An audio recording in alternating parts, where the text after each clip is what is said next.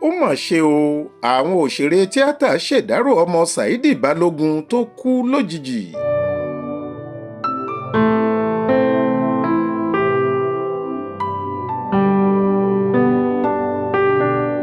títí dàsìkò tá a wà yìí ní ọ̀rọ̀ ìbánikẹ́dùn àti arò ṣì ń rọ́ wọlé sórí ìkànnì gbajúgbajà òṣèré tíátà ilẹ̀ wa ní Saidi Balogun látàrí ikú ọmọ rẹ̀ obìnrin Zinat Gbémisọ́lá Balógun tó jáde láyé láìròtì lópin ọ̀sẹ̀ tó kọjá yìí.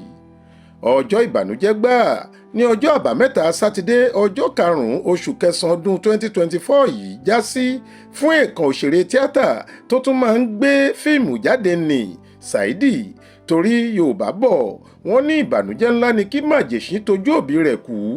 òun ló sì mú kí wọ́n ṣàdúrà nígbà míì pé kí ẹlẹ́yìn má ṣe síwájú kó níwájú má ṣe kẹ́yìn, bó tilẹ̀ jẹ́ pé ọ̀rọ̀ ikú kọjá bẹ́ẹ̀.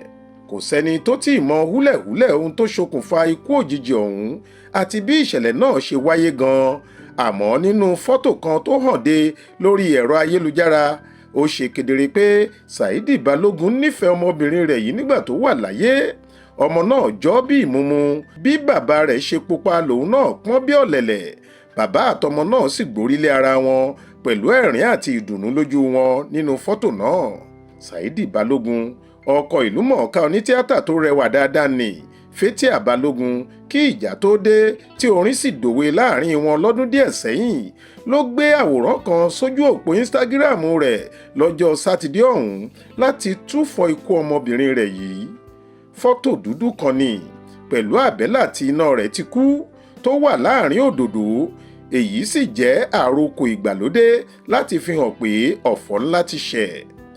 lẹ́yẹ òsọkà làwọn òṣèré tíátà ẹlẹgbẹ́ rẹ̀ àtàwọn olólùfẹ́ èèkàn òṣèré náà títí kan àwọn onígbọ̀wọ́ eré tíátà àtàwọn olóṣèlú kọ̀ọ̀kan ti ń kọ ọ̀rọ̀ ìbánikẹ́dùn nípa ìṣẹ̀lẹ̀ ọ̀hún, tí wọ́n ń kí Saidi Balogun pé kó mọ́kànlé kó ṣe bí ọkùnrin. bẹ́ẹ̀ ni wọ́n ń ṣàdúrà fún pé Ọlọ́run yóò tù ú nínú, yóò rẹ̀ ẹ́ lẹ́kún, yóò sì dáwọ́ ọ̀fọ̀ àti ibi dúró lórí ìdílé rẹ̀. òṣèré tíátà kan Allwell Adémọ́lá, mi ò mọ ọ̀rọ̀ tí mo lè sọ o, àfi kí eléyìí jẹ́ àlá lásán o. Ọlọ́run ò ṣéná tù mí. Olúwaṣèyí Ẹdùn tóun náà fẹ́ onítíátà ẹlẹgbẹ́ rẹ̀ ní mo bá yín dárò sà, kí Ọlọ́run tu ìdílé yín nínú o. Adéníyì Johnson, ọkọ Ṣèyí Ẹdùn ní mo ṣèdárò pẹ̀lú yín sà.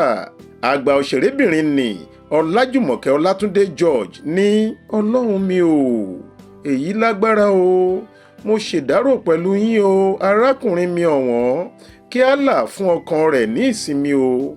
ní ti Rónkẹ́ Òdùsànyà, ó ní ẹ jọ̀wọ́ ẹ mọ́kànlé sà, ó ti dáa.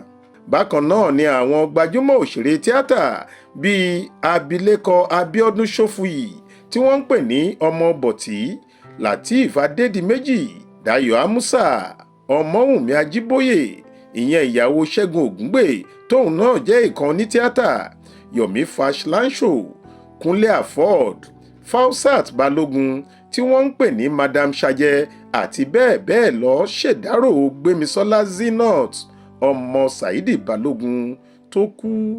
Faith Adébọ́lá ló ń jábọ̀ ìròyìn fún Ìta Fàájì.